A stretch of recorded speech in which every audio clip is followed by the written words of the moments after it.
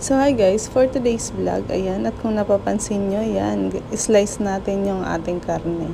So ang gagawin kasi dito ang luto is pork steak. Para maiba naman daw, pork steak naman, wag puro adobo, pero parang adobo din naman ang pagkakaluto nun.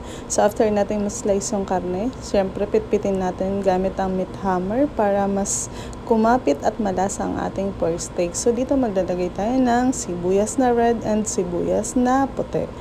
And syempre, hindi mawawala ang bawang sa ating gagawing pork steak. So, ayan, slice din natin yung bawang. And after ng bawang natin slice, syempre, balatan natin yung sibuyas na puti.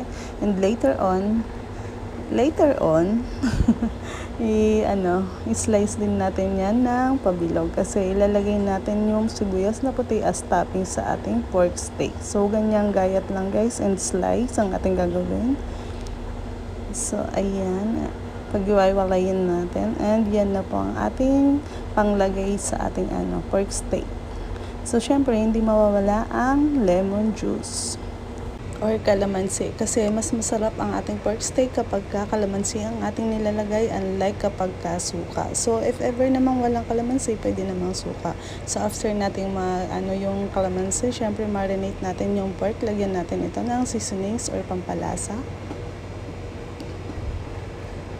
So, ang nilagay ko lang naman pala doon is seasonings and onting paminta. So, dito na mag-a-add tayo ng toyo.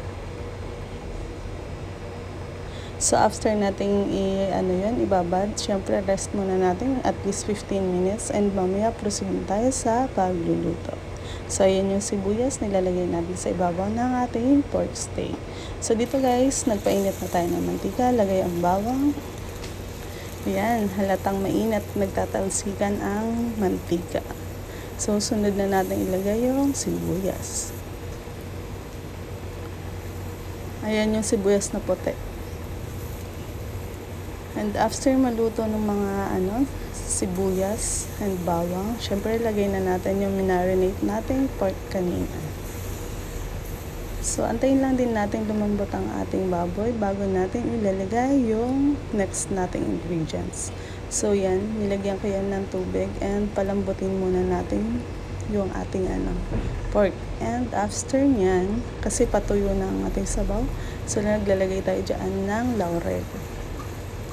Dagdag aroma lang naman po guys ang laurel. So, after that, nilagay na natin yung isang perasong siling labuyo. And last guys, syempre lalagay na natin yung lemon juice na ating ginayat kanina. So ayan, syempre yung buto, hindi natin isasama dyan.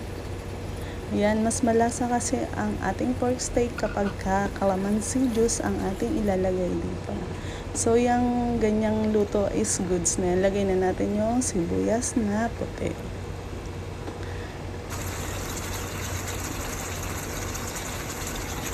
Ayan, mas madaming sibuyas, mas masarap ang ating pork steak for today's video. So yan, ganyan lang ka-simple guys magluto ng pork steak. Walang gaano sahog-sahog yan, and tipid lang din naman yan kasi parang pa-adobo style lang naman din ang luto niyan, and mag-a-add lang tayo ng yun nga, yung onion ring na puti. So ayan, at luto na ang ating ulam for today's video. So, diba? Kadali lang ng ating hapunan. Luto na agad ang ating ulam. So, ano pa inaantay natin? And arat na, kain na tayo. And syempre, dito sa ating hapunan, hindi mawawala ang kanin. Syempre, the best pa rin to sa kanin. And may extra ulam tayo dyan na laing. So, kain na po tayo. Maraming salamat sa panunood.